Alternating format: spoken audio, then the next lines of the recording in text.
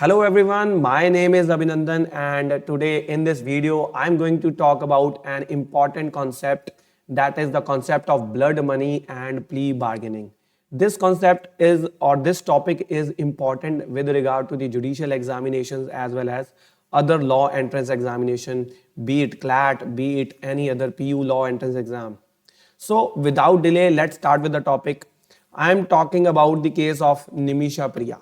निमिषा प्रिया जो कि एक इंडियन नर्स थी एंड जो यमन में एक जॉब के लिए जाती हैं एंड वहाँ पर एक यमनी नेशनल तलल महादी के साथ she became a business partner and she started a clinic. After some times उनके बीच में जो रिलेशंस हैं वो खराब हो जाते हैं एंड जिसके बाद जो महादी है he started he became abusive and he started sexually harassing her. And to retrieve her passport from Mahadi, जो निमिषा प्रिया थी उन्होंने महादी को बेहोश करने के लिए एनेस्थीसिया दी, but due to overdose of anaesthesia he died and she was sentenced to death for his murder in Yemen. Now in India, Nimisha's mother and supporters, they are collecting blood money to save her from death penalty. Now, what is the concept of blood money? Blood money is basically you can say कि पैसे देकर किसी की सजा से छुटकारा पाना. तो ब्लड मनी जो है it finds its roots in Islamic sharia law and blood money का concept is followed mainly in Islamic law countries. Blood money के कॉन्सेप्ट में बेसिकली जो अपराधी है वो एक मॉनेटरी कॉम्पनसेशन पे करता है विक्टिम को या विक्टिम की फैमिली को. ये मेनली उन केसेस में होता है जहां पर किसी की अनइंटेंशनल डेथ हो जाए, जैसे कि रोड एक्सीडेंट में किसी की डेथ हो जाए, अचानक से कोई व्यक्ति गाड़ी के आगे आ गया और जिसकी डेथ हो गई. और या फिर ये उन केसेस में फॉलो किया जाता है जिन केसेस में विक्टिम के फैमिली मेंबर्स रिटेलिएट नहीं करना चाहते, बेसिकली अपराधी को कोई सजा दिलवाने में इंटरेस्टेड ना हो. एंड जो ब्लड मनी का कॉन्सेप्ट है उसका main purpose is not to put a price tag on a human life, but basically it's aim is to elevate, और या फिर आप कह सकते हो कि विक्टिम की फैमिली मेंबर का दुख कम करना या फिर उनके आर्थिक नुकसान की भरपाई करना है.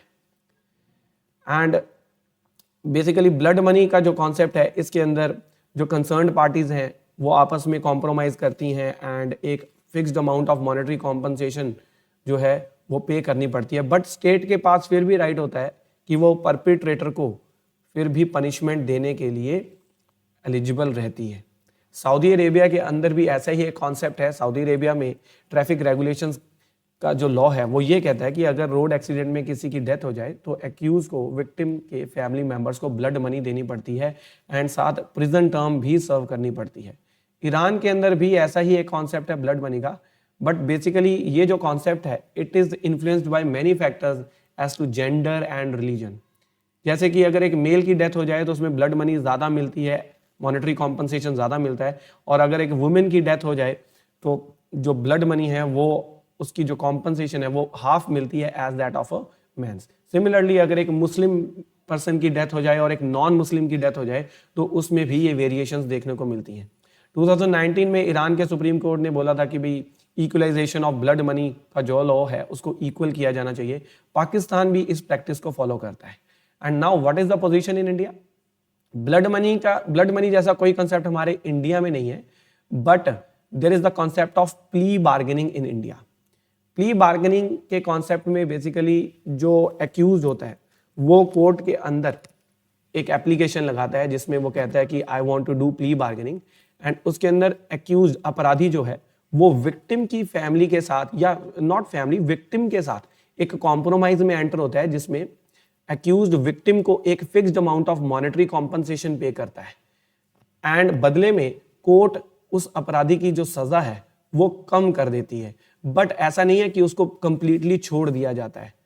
बट जो इंडिया के अंदर प्ली बार्गेनिंग का कॉन्सेप्ट है उसकी अपनी ही कुछ लिमिटेशंस हैं.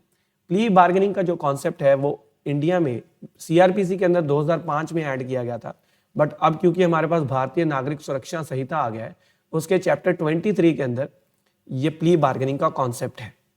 प्ली बार्गेनिंग दो तरह की होती है, एक है चार्ज बार्गेनिंग जो कि यूएस में फॉलो की जाती है और एक है सेंटेंस बार्गेनिंग जो कि इंडिया एंड यूके में फॉलो की जाती है. इन दोनों में बेसिकली ये डिफरेंस है, अगर मैं चार्ज बार्गेनिंग की बात करूं तो सपोज करिए कि एक पर्सन ने किसी के खिलाफ कोई ऑफेंस किया, लाइक एक पर्सन ने किसी को थप्पड़ मारा एंड उसके बाद उसकी हाथ की हड्डी तोड़ दी, तो उस पर्सन के ऊपर 2 चार्ज लगेंगे। एक तो लगेगा सिंपल हर्ट का एंड एक लगेगा ग्रीवियस हर्ट का। ग्रीवियस हर्ट मतलब किसी की हड्डी तोड़ देना, किसी की बॉडी पे कट आ जाना। तो अगर चार्ज बार्गेनिंग के कॉन्सेप्ट के अंदर अगर एक्यूज्ड विक्टिम को एक मॉनेटरी कॉम्पनसेशन पे करने के लिए तैयार है और आपस में वो कॉम्प्रोमाइज करने के लिए तैयार है, तो वहां का जो कोर्ट है वो एक्यूज्ड का चार्ज जो है वो लेसर चार्ज लगाएगा। तो मतलब ऐसा चार्ज जिसके लिए ज्यादा सजा मिलेगी वो चार्ज हटा दिया जाएगा। तो ग्रीवियस हर्ट का चार्ज हटा दिया जाएगा एंड एक्यूज को सिर्फ सिंपल हर्ट के चार्ज की जितनी सजा है उतनी ही पूरी करनी पड़ेगी। तो उसको ये बेनिफिट मिल जाता है कि अगर उसके ऊपर डिफरेंट डिफरेंट चार्जेस लगे हैं तो उसको छोटे चार्ज के लिए ही लायबल किया जाता है।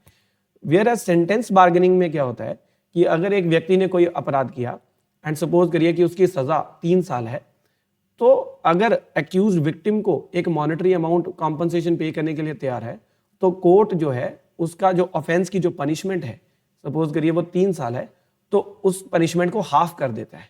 तो बेसिकली उसको 1.5 ईयर ही पनिशमेंट सर्व करनी पड़ती है। तो इससे प्ली बार्गेनिंग का जो ये कॉन्सेप्ट है ये रेस्टोरेटिव जस्टिस के ऊपर बेस्ड है। रेस्टोरेटिव जस्टिस का मतलब यह है कि विक्टिम का जो लॉस है उसको रिस्टोर करने के लिए ये कॉन्सेप्ट बनाया गया था। विक्टिम को बेसिकली कॉम्पनसेशन देने के लिए ये कॉन्सेप्ट बनाया गया था एंड जिसमें एक्यूज को ये बेनिफिट होता है कि उसकी सजा कम कर दी जाती है। प्ली बार्गेनिंग जो है उसकी अपनी ही लिमिटेशंस हैं। ये ब्लड मनी जैसा नहीं है। ब्लड मनी के अंदर तो जो इस्लामिक लॉ कंट्रीज में फॉलो किया जाता है उसके अंदर तो किसी की डेथ भी हो जाए तब भी ब्लड मनी का कॉन्सेप्ट उस पर अप्लाई होता है और वो कॉम्पनसेशन देकर अपनी सजा से छुटकारा पा सकता है। बट प्ली बार्गेनिंग जो इंडिया में फॉलो की जाती है उसके अंदर बहुत सारी लिमिटेशंस हैं। लिमिटेशंस जैसे कि प्ली बार्गेनिंग का जो कॉन्सेप्ट है वो सिर्फ छोटे मोटे ऑफेंसेस में ही एप्लीकेबल होगा। मतलब वो ऑफेंसेस जिनमें सजा 7 साल या 7 साल से कम है, छोटे ऑफेंसेस, उनमें ही प्ली बार्गेनिंग करना अलाउड है। इसका मतलब जो हीनियस ऑफेंसेस हैं जैसे मर्डर हो गया, रेप हो गया, क्योंकि उनकी सजा 7 साल से ज्यादा है। मर्डर के लिए जैसे डेथ सेंटेंस है, रेप के लिए जैसे लाइफ इंप्रिजनमेंट है, तो ऐसे ऑफेंसेस के लिए प्ली बार्गेनिंग हमारा लॉ अलाउ नहीं करता है। इसके पीछे बेसिकली जो कॉन्सेप्ट है वो ये है कि अगर आप मर्डर जैसे या रेप जैसे घिनौने ऑफेंसेस, हीनियस ऑफेंसेस में प्ली बार्गेनिंग अलाउड कर देंगे, तो अगर कोई अमीर आदमी है वो किसी का मर्डर करने के बाद उसे पैसे देकर अपनी सजा कम करवा सकता है। तो फिर जो ऑफेंस होता है basically it is against the society, क्योंकि हमारी सोसाइटी के ऊपर भी इस ऑफेंस का इतना प्रभाव पड़ता है। तो अगर ऐसे एक मर्डरर को या एक रेपिस्ट को पैसे देने के बाद छोड़ दिया जाए तो it will set a wrong example. And इसके अलावा और भी प्ली बार्गेनिंग के कॉन्सेप्ट के ऊपर लिमिटेशंस हैं। हमारे लॉ में ये लिखा है कि अगर एक व्यक्ति ने वुमेन के अगेंस्ट ऑफेंस किया, वुमेन के अगेंस्ट बहुत सारे ऑफेंसेस हो सकते हैं, हो सकता है कि जैसे रेप का ऑफेंस लगा लीजिए या सेक्सुअल हैरेसमेंट का ऑफेंस लगा लीजिए या स्टॉकिंग की बात कर लिए, voyeurism, outraging the modesty of the women. तो ऐसे बहुत सारे ऑफेंसेस हैं जो सिर्फ वुमेन के अगेंस्ट किए जा सकते हैं। वुमेन के अगेंस्ट किए गए ऑफेंसेस के केस में कोई भी प्ली बार्गेनिंग नहीं हो सकती है। उस केस में पैसे देकर सजा कम नहीं करवाई जा सकती। सिमिलरली अगर एक चाइल्ड के अगेंस्ट आपने कोई ऑफेंस किया है, जैसे आपने किसी चाइल्ड को किडनैप कर लिया, उस केस में भी कोई भी प्ली बार्गेनिंग अलाउड नहीं है। And apart from that any offence which impact the socio economic conditions, जैसे कि डॉरी लेना, तो ये समाज के ऊपर बहुत ही बुरा प्रभाव छोड़ता है। तो डॉरी प्रोहिबिशन एक्ट के अंदर अगर आपने किसी से डॉरी ली या डॉरी लेना या देना दोनों ही अपराध है, तो उन केसेस में भी प्ली बार्गेनिंग अलाउड नहीं होगा। प्ली बार्गेनिंग में बेसिकली एक्यूज जो है वो वॉलंटरली अपनी स्व इच्छा से कोर्ट में जाता है और कोर्ट में गिल्टी प्लीड करता है कि मैं अपने अपराध के लिए मैं गिल्टी प्लीड कर रहा हूँ।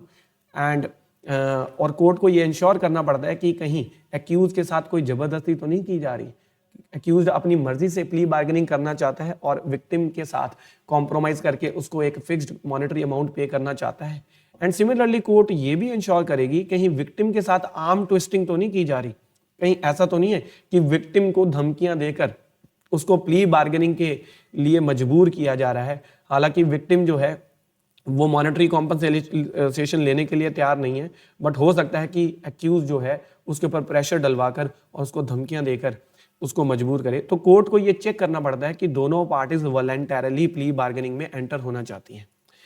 अगर दोनों पार्टीज के बीच में एक सेटिस्फैक्टरी कॉम्प्रोमाइज हो जाता है, देन कोर्ट उस केस में ट्रायल कंडक्ट नहीं करेगा। कोर्ट उसी समय एक जजमेंट पास करेगा एंड उस जजमेंट में जो भी उनके बीच में एक कॉम्प्रोमाइज करके जो कॉम्पनसेशन अमाउंट उन्होंने डिसाइड करी है पार्टीज ने, कोर्ट वो कॉम्पनसेशन अमाउंट जो है विक्टिम को अवॉर्ड करेगा। एंड उसके बाद कोर्ट एक्यूज्ड को अगर एडमोनिशन की कंडीशंस, एडमोनिशन एंड प्रोबेशन की कंडीशंस फुलफिल हो रही हैं तो एडमोनिशन या प्रोबेशन पर भी छोड़ा जा सकता है। अगर आपको एडमोनिशन एंड प्रोबेशन के बारे में नहीं पता है तो उसके ऊपर हम एक सेपरेट वीडियो बनाएंगे। एंड अगर एडमोनिशन एंड प्रोबेशन की कंडीशंस फुलफिल हो रही हैं तो कोर्ट एडमोनिशन एंड प्रोबेशन कर कर भी एक्यूज को छोड़ सकता है। बट अगर कंडीशंस फुलफिल नहीं हो रही हैं, उस केस में कोर्ट ये चेक करेगा कि एक्यूज ने जो ऑफेंस किया है उसकी सजा जो दी गई है क्या उसमें कोई मिनिमम सेंटेंस है। जैसे कि अगर आप देखेंगे बहुत सारे ऑफेंसेस हमारे भारतीय न्याय संहिता में दिए हैं, उनमें जो पनिशमेंट होती है कई ऑफेंसेस में ये पनिशमेंट दे रखी होती है कि the accused shall be punishable minimum for 2 years and maximum for 7 years। तो अगर उस ऑफेंस की सजा में मिनिमम पनिशमेंट दे रखी है तो उस मिनिमम पनिशमेंट का हाफ सेंटेंस जो है एक्यूज को दिया जाएगा। तो जैसे मान लीजिए कि उस ऑफेंस जो एक्यूज ने ऑफेंस किया है उसके लिए मिनिमम सजा उस ऑफेंस के लिए 2 साल है, तो उसको फिर हाफ कर दिया जाएगा, बेसिकली उसको 1 साल ही जेल में रहना पड़ेगा। और अगर वो फर्स्ट टाइम ऑफेंडर है, एक्यूज फर्स्ट टाइम ऑफेंडर मतलब जिसने पहली बार कोई ऐसा अपराध किया है, तो उस केस में 1/2 नहीं 1/4 कर दिया जाएगा। तो बेसिकली अगर मिनिमम पनिशमेंट 2 years है तो 2 years का 1/4 जितना भी सेंटेंस बनता है वो एक्यूज को पूरा करना पड़ेगा।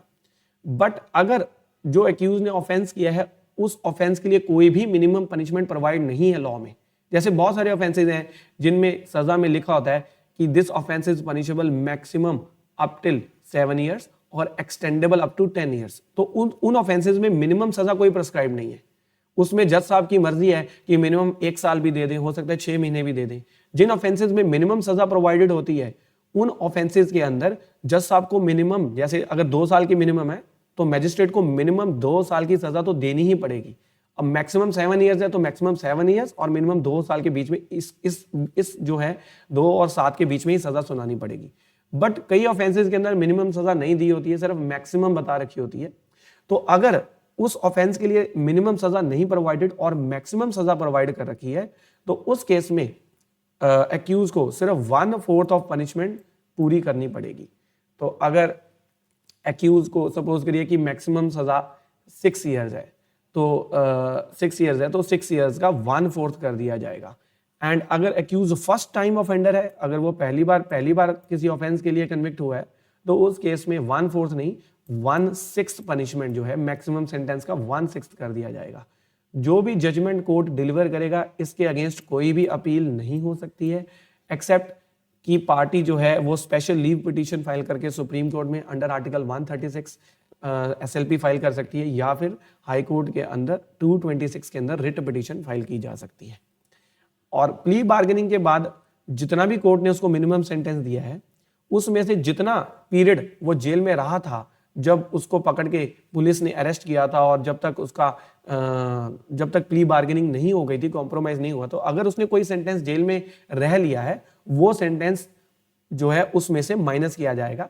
तो जैसे सपोज करें कि कोर्ट ने मिनिमम सेंटेंस उसको 1 year दे दिया, तो उसमें से अगर सपोज करो कि वो 2 महीने 3 महीने जेल में रह चुका था तो 1 साल में से 3 महीने तो वो ऑलरेडी रह चुका, तो बाकी के जो 9 महीने हैं वो अब फर्दर जेल में रहेगा। एंड अगर एक्यूज्ड और विक्टिम प्ली बार्गेनिंग के लिए कॉम्प्रोमाइज करने के लिए बैठते हैं बट किसी वजह से वो अगर सक्सेसफुल नहीं हो पाता है तो उस प्ली बार्गेनिंग के कॉम्प्रोमाइज में एक्यूज ने अगर कोई स्टेटमेंट्स दी हैं, जैसे कॉम्प्रोमाइज के दौरान एक्यूज कहता है कि ठीक है मुझसे गलती हो गई, मैंने ये ऑफेंस किया है और बट मैं इसके लिए माफ़ी चाहता हूँ एंड तुम्हारे साथ कॉम्प्रोमाइज़ करना चाहता हूँ। बट सपोज करिए कि ये प्ली बार्गेनिंग का जो कॉम्प्रोमाइज़ है ये सक्सेसफुल नहीं होता है, तो अगर सक्सेसफुल नहीं हुआ तो फिर कोर्ट तो ट्रायल करेगा ही, कोर्ट जजमेंट नहीं पास करेगा, कोर्ट को पहले ट्रायल करना पड़ेगा, कोर्ट को एविडेंसेस लेने पड़ेंगे। तो क्या उस ट्रायल के अंदर ये जो उसने स्टेटमेंट दी थी अपने कॉम्प्रोमाइज के दौरान वो यूज की जा सकती हैं? Answer is no. यहाँ पर हमारे पास सेक्शन है चैप्टर 23 के अंदर कि कोई भी स्टेटमेंट अगर एक्यूज ने उस कॉम्प्रोमाइज के दौरान अगर कुछ बोली थी और कॉम्प्रोमाइज सक्सेसफुल नहीं हो पाता तो वो कोई भी स्टेटमेंट जो है इन एविडेंस एक्यूज के अगेंस्ट यूज नहीं की जा सकती। अगर आप कॉम्प्रोमाइज के दौरान दी गई स्टेटमेंट्स को एविडेंस में यूज करेंगे फिर तो पार्टीज के बीच में कॉम्प्रोमाइज हो ही नहीं पाएगा, क्योंकि पार्टीज को कॉम्प्रोमाइज करते दौरान एक दूसरे को सॉरी और जो है अपोलोजाइज करना ही पड़ता है। तो उन केसेस में तो ये प्रोटेक्शन जो है एक्यूज को दी गई है कि एक्यूज के द्वारा दी गई स्टेटमेंट्स यूज नहीं की जा सकती। अब हम बात करते हैं कि भी प्ली बार्गेनिंग के फायदे क्या हैं। प्ली बार्गेनिंग के 3 फायदे हैं। पहला फायदा तो कोर्ट को है, कोर्ट का बर्डन कम हो जाएगा and it will reduce the congestion of cases. जो इतने सारे केसेस पड़े हुए हैं उसका कंजेशन कम हो जाएगा, क्योंकि इसमें कोर्ट को ट्रायल करना ही नहीं है। जैसे ही पार्टीज ने आपस में कॉम्प्रोमाइज किया तो साथ ही कोर्ट को जजमेंट पास कर देनी है। एंड सेकेंड बेनिफिट जो है वो एक्यूज को होता है, क्योंकि एक्यूज जो है जो अंडर ट्रायल प्रिजनर्स हैं वो काफी साल जब तक ट्रायल कंप्लीट नहीं हो जाता, जब तक कोर्ट का फैसला नहीं आता, 3 साल 5 साल ट्रायल चलता है, तो उतने साल वो जेल में ही रहते हैं अगर उनको बेल नहीं मिलती है। तो इससे एक्यूज को ये फायदा है कि अगर वो प्ली बार्गेनिंग कर लेता है तो एक मिनिमम सेंटेंस सर्व करने के बाद उसको छोड़ दिया जाएगा। अदरवाइज उसका ट्रायल ही अभी कंप्लीट नहीं हुआ तो पहले तो उसका ट्रायल कंप्लीट होने में 4-5 साल लगेंगे। देन विक्टिम को ये फायदा होता है कि विक्टिम को कॉम्पनसेशन अमाउंट मिल जाती है। बट इंडिया में ये जो प्ली बार्गेनिंग का कॉन्सेप्ट है ये इतना सक्सेसफुल नहीं हो पाया है, क्योंकि इसके पीछे 2 मुख्य कारण है। एक कारण तो ये है कि जो एक्यूज्ड है उसके मन में ये नोशन है कि भाई अगर मैं प्ली बार्गेनिंग कर भी लूं, विक्टिम को मैं पैसे दे भी दूं, फिर भी मुझे एक मिनिमम सेंटेंस तो पूरा करना ही है। एंड मोर ओवर दोषी का टैग, कन्विक्शन का टैग तो मेरे ऊपर लगेगा ही, तो फिर मैं इससे अच्छा विक्टिम को पैसे नहीं दूंगा। ये एक एक्यूज के मन में एक नोशन बैठा होता है। एंड दूसरा, इसके अंदर जो एडवोकेट्स हैं, एडवोकेट्स भी यही चाहते हैं कि भी जो एक्यूज्ड है वो प्ली बार्गेनिंग ना करे, क्योंकि बेसिकली अगर एक्यूज प्ली बार्गेनिंग करेगा तो केस जो है आगे नहीं चलेगा and it will hamper their business also. Advocates के बिजनेस के ऊपर भी इम्पैक्ट आ सकता है। And this is the final conclusion, this is the presentation which talked about blood money, plea bargaining, and I have covered all the important facts of Nimisha's Priya case. ऐसे ही law से जुड़ी interesting बातें और interesting sections जानने के लिए इस channel को फॉलो कर लीजिए, सब्सक्राइब कर लीजिए। तब तक के लिए मिलते हैं नेक्स्ट वीडियो में। जय हिंद।